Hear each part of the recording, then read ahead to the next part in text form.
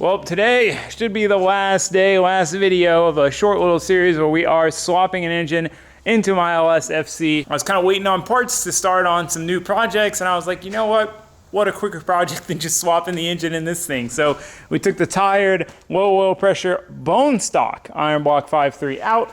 We put this aluminum block 5.3 in. It should bring the car down to about 2,600 pounds. We'll weigh it again afterwards. And this is a much stouter engine. I ran this thing LS Miata for 2 years, no issues. It's a cam, trunnion upgrade, valve springs, better heads, higher compression, aluminum block. It should really wake this car up. I think this is gonna make a massive difference. This car was fun to drive with 250 wheel, but I think with about 350, this thing is gonna be like the perfect seat time car. So I'm really excited to get it done. We don't have a ton of work left to do. Should be able to easily get it started up here shortly. So before we dive into it though, I did go drifting yesterday. It was kind of a mess and kind of rainy and kind of sketchy. So I figured before we get to work, I'll show you guys some of the fun runs because there were some fun tandems. It was just really hard to see.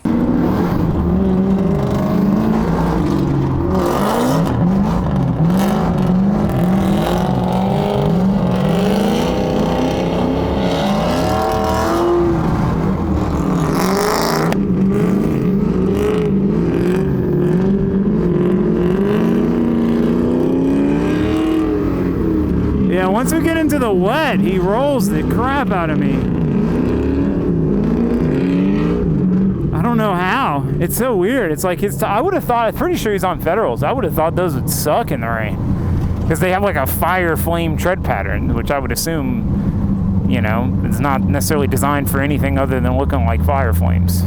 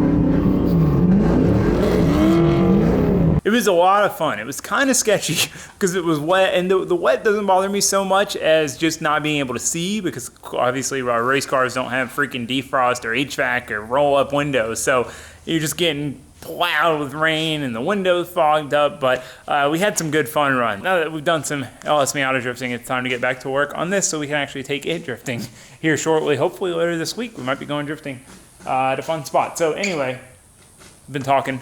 Enough talking. Enough jibber jabber. Let's get to work.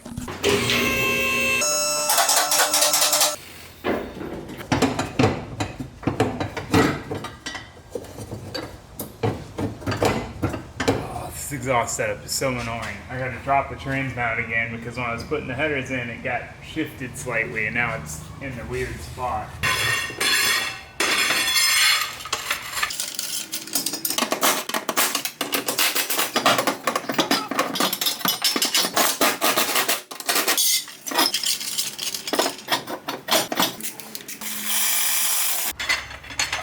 And it really pays to buy hardware in bulk, like my master car. So the hardware that was on this exhaust made it super annoying to take it on and off. The heads were too big and the sizes weren't quite right. This was like mismatched, 3 different sizes. So I just went and grabbed some M8 hardware I had, right lengths, boom. Now we've got all 13 mil, all the right length. So much better. So much cheaper than having to go to Ace too. All right, boys. The exhaust back on, we need to work on the oil system. We can't fill it with oil till we close up the system and it is open. So when I originally put this motor in, I planned to add an oil cooler. I had an extra one lying around, but the problem is this pan has these built-in fittings. They go right into the long tube header. So I can't get the fittings in there. If I tried to put a sandwich plate on this, then the filter would stick down below the pan, and I mean, barely be able to clock the sandwich plate to get the fittings out. So I really wasn't sure there was like a good solution for this. So I went on Holley's website. I was like, they've got to have something. They make so much stuff. There's got to be something that they have that'll work for this. And I found this kit, literally exactly what I needed. So it's got fittings, other fittings, and then the most crucial pieces. We've got a filter adapter plate. This threads on where the filter goes, so then we'll have fittings pointing straight down. Perfect.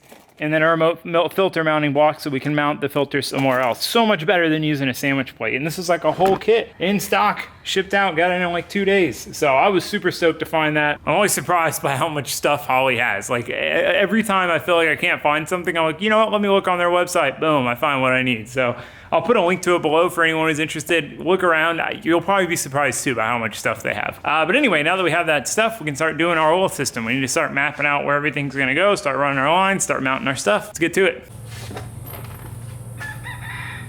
We've got to lube up our O-ring for this just like we would for an oil filter.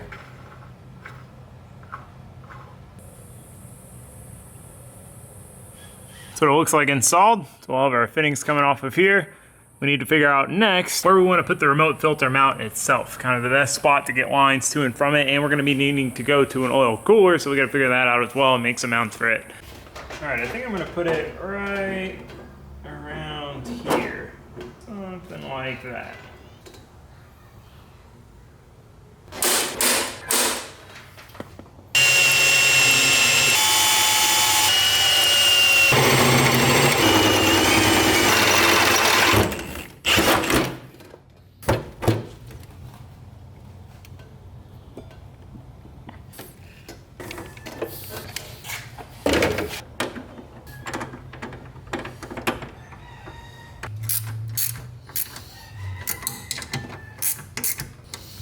Sweet.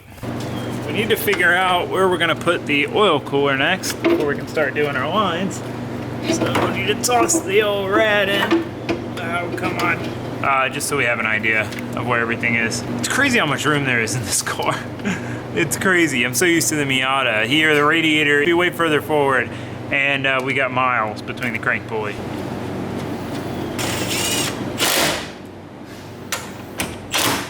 Oh, where do we want to put the oil cooler, guys? Any suggestions, comments, concerns? Address them below. It's funny, this car is made entirely of hand-me-down parts. This was the spare oil cooler for the Miata, but I ended up getting a gold one. Oh, I think there's a note about it being a spare. I love the guys at Mishimoto. Ricky. He literally sent me this, just in case you need a spare for your spare, because I have a spare gold one. But anyway, I've used a lot of spare parts on this car. The fans were spare parts for the Miata, the engine's out of the Miata, the throttle body, a lot of stuff. That is the benefit of having 2 cars powered by the same engine. You have a lot of parts that cross over. Yeah, I'm thinking just a couple simple brackets. Maybe, well, we could do that. And V-mount it down here. All right, that's what we're gonna do.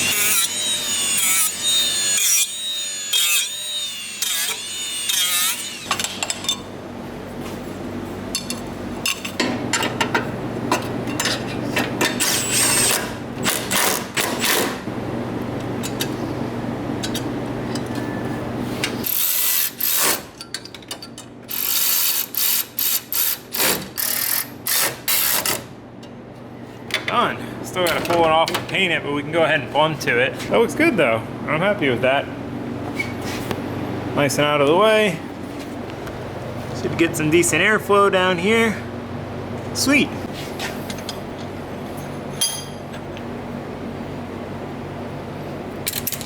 Alright, so when I make AN lines, I do one end, one fitting, run it to where it needs to go, then cut it. Just to be safe, make sure I for sure know the length. So we're gonna go from our out port here, straight to the oil cooler.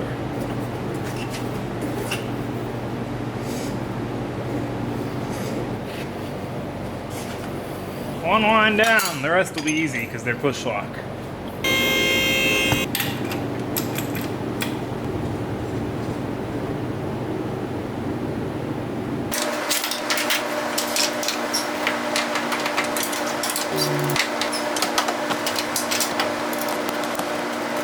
Cool, plumbing is done. We need to go pick up an oil filter from the parts store. We gotta pull this plug, fill our oil pump with oil, fill the system with oil, tidy up whatever we need to do to start it. We're getting close, boys. Getting really close. But here it is, got our cooler. Lines go down through there, swoop up into here. So I threw a coat of paint on our oil cooler brackets. So I'm gonna get these tossed back in, mount the oil cooler finally.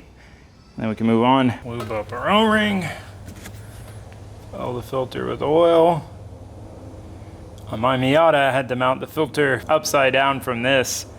Everyone's like, why'd you do that? Why would you do that? And I was like, I didn't do it intentionally. There's just nowhere else to put it. But in this car, we got all the room.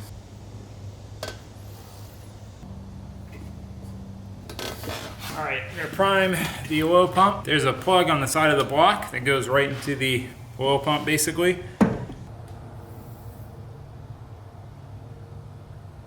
So, prime the oil system, filled the oil, bled the clutch. If you ever do a clutch with an internal slave and you do a remote bleeder line, get one long enough to go into the reservoir. I just stick this thing in the reservoir. I open the bleeder, stick it in the reservoir, slowly just pump the pedal till bubbles stop popping up in this, close the bleeder valve. Literally one-man operation, 2 minutes. Never go back to having to have one under the car.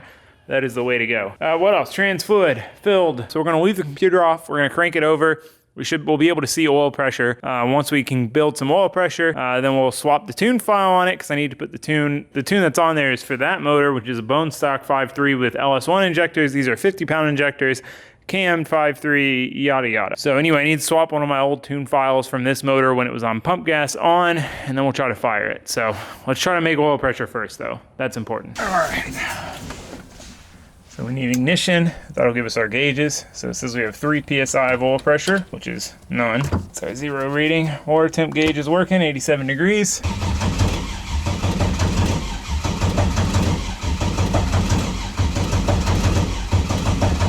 Battery's not liking that.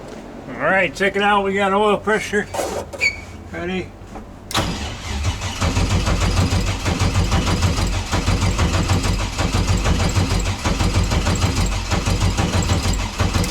Boom. Sweet. Give the starter a break while we swap the tune file over. All right, right complete. We're logging. See if she'll fire up. We gotta check for fuel leaks. Let's turn the pump on.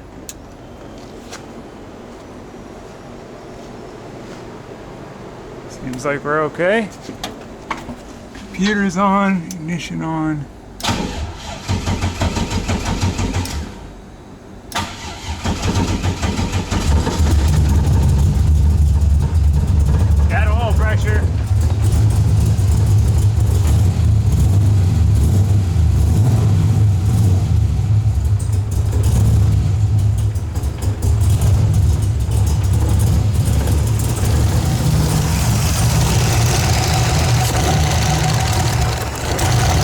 All right, well, that was first try. Turn the pump off real quick. I don't know how much fuel it's got in it. I'm gonna mess with it. I'll get back to you guys when it's running right. But hey, it started. First try. It's so quiet. I always forget how quiet this car is with the muffler and everything. It's crazy because it has long tubes. My Miata has G8 cast iron manifolds. It's way louder because there's no muffler. Anyway, I'll be back. All right, I got it running a little better. It seemed like this back spark plug wire wasn't plugged in all the way. I did check the temps and this cylinder was a little low, but it's hard to tell. I gotta run it for longer. I did check and I have spark for sure there. I haven't checked that plug, but I checked it with a plug. I checked and I have continuity through my adapters because these are EV1 to EV6 adapters. I've got power here, I've got ground trigger here to the injector. So I think it's all right. I don't know, we'll have to find out. But before we can really run it any longer, we need to get the alternator on, and my bolts just showed up. So kind of worked out perfect.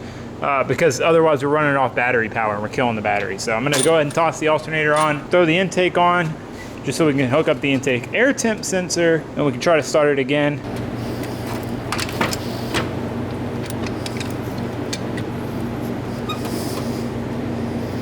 Oh no, these are M10 by 125, not M10 by 150. Oh, dang it, dang it, dang it. Man, at least I didn't try to jam them in, but still, that's lame. Yeah, so the bolts I needed were M10 by 150. It took me a bit to find 100 mil flange heads. So I just saw M10, 100 mil flange head. I was like, oh, sick, sweet, order them. That's why you gotta pay attention when you're ordering things, people.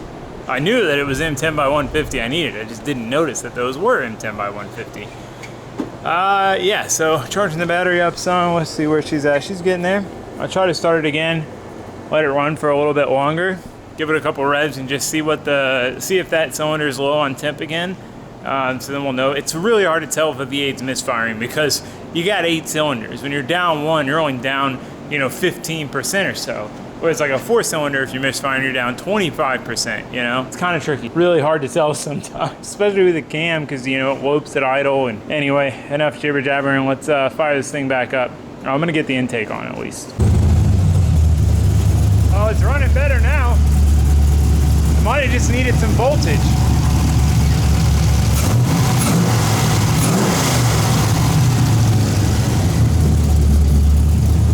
Oh, it sounds good, boys.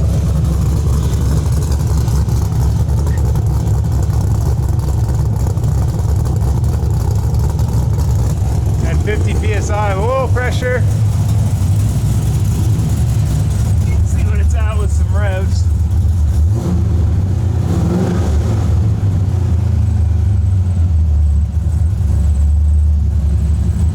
Oh, hell yeah.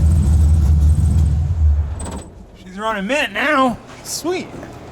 Well, it's a problem off the checklist. But it's not misfiring. Cool. All right. Well, that thing's running good now. All we got to do is put our freaking alternator on, radiator hoses, fill it with coolant, a couple more odds and ends. We can go take this thing for a rip, but I'm out of time. The hardware store is closed, so we'll have to pick this back up tomorrow. So I'll see you guys then, but for now, thanks for watching, thanks for subscribing, goodbye.